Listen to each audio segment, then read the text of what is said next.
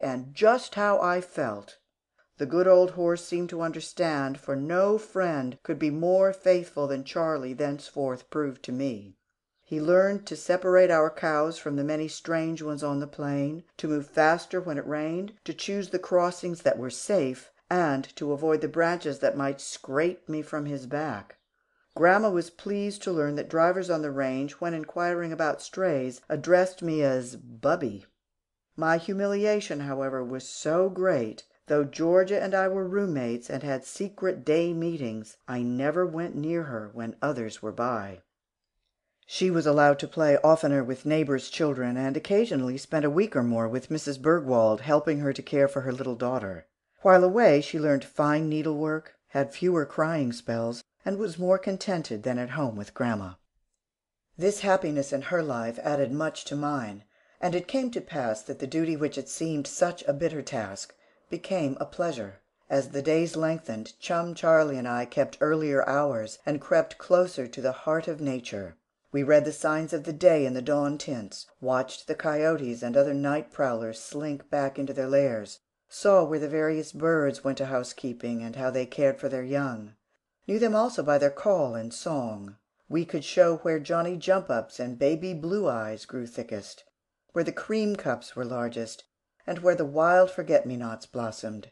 We explored each nook and corner for miles around, and felt that everything that God had made and man had not put his mark upon was ours. The aged boughs, heaped by the wind in wild confusion about the maimed and storm-beaten tree trunks, seemed to assume fantastic shapes and expressions as we approached from different directions, or viewed them under light and shadow of changing weather. Gnarled and twisted, they became elves and goblins, and the huge piles of storm wreckage were transformed into weird old ruins and deserted castles, like those which grandma had described to me in legends of the Rhine.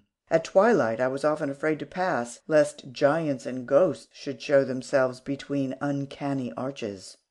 Then all that was needed was a low cluck to Charlie, and off he would start on a run past imaginary dangers. It was late in the spring when grandma gave me back my girl clothes, and wearily told me she had hired a boy to drive in the cows and a man to help milk, and that Georgia was to look after the house, and I to take her own place in the corrals, because she was sick and would have to be cupped and bled before she could be better. Grandpa came home early next day, and everything was ready for the treatment immediately after the noon meal. Grandma looked so grave, and gave so many instructions about household and dairy matters, that Georgia and I feared we might lose her.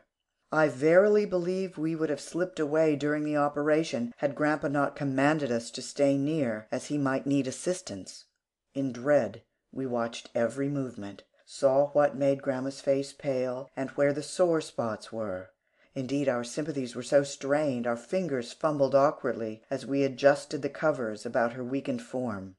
As soon as her illness became known, neighbors came from far and near to help with the dairy work or nursing, and keen was their disappointment when she replied, "I thank you for your kind offers, but the children are handy and know my ways." Regularly she asked me about the cows, and if the goats had been milked, the eggs gathered, and the pigs fed. She remembered and planned the work, but did not regain strength as rapidly as she wished. Nor did she resume her place in the corrals even after she was up and around, but had a way of coming unexpectedly to see if her instructions were being carried out. One day she became quite angry on finding me talking with a stranger. He was well dressed and spoke like a gentleman, touched his hat as she drew near, and remarked, "This little girl tells me she's an orphan, and that you have been very kind to her." Grandma was uncivil in her reply, and he went away. Then she warned me, "Beware of wolves in sheep's clothing," and insisted that no man wearing such fine clothes and having such soft hands could earn an honest living. I did not repeat what he had told me of his little daughter, who lived in a beautiful home in New York, and was about my age and had no sister, and his wish that I were with her. I could not understand what harm there was in his questions or my answers. Did I not remind him of his own little girl? And had I not heard lonely miners tell of times when they gladly would have walked 10 miles to shake hands and talk a few moments with a child? End of chapter 26.